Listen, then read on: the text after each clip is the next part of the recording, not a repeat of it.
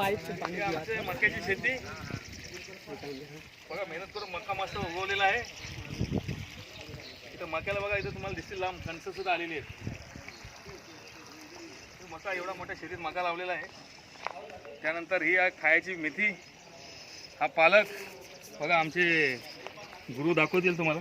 ही पालकची भाजी लावलेली आहे, ताजी ताजी भाजी एकदम खाण्यासाठी. गुरूंचं नाव नाही सांगितलं हो तुम्ही. गुरु आमचे लवराज, त्यांनी संपूर्ण मार्गदर्शन करून आम्हाला हे कशी खेती करायची याचं हे मार्गदर्शन केलेलं आहे. हा सुद्धा पालक आहे, ही मेथी आहे. मेथी सुद्धा तुम्हाला जवळून दाखवतो. हे बघा किती छान मेथी आली. मेथीमध्ये 2-3 तिथे कोथिंबीर लावलेली आहे, गावठी कोथिंबीर. काय अर्धवट आहे का? तिथे गावठी कोथिंबीर लावलेली आहे. कोथिंबीर बघा तुम्हाला दिसेल. आता बहुतेक पुढच्या आठवड्यात खाण्यायोग्य होऊन जाईल कोथिंबीर. हा इथे मका आलेला आहे, किती छान बघा. मक्याला कणस सुद्धा एक आलेला आहे बघा. तिथे की कणस आहे मस्त एकदम छान एकदम कणस. किती हा मका, एवढा सुंदर मका आलेला आहे बघा. बघा हा बघा कणस, किती मक्याचा कणीस आहे. किती छान कणस आले बघा. हे खरं मेहनतीचं फळ आहे.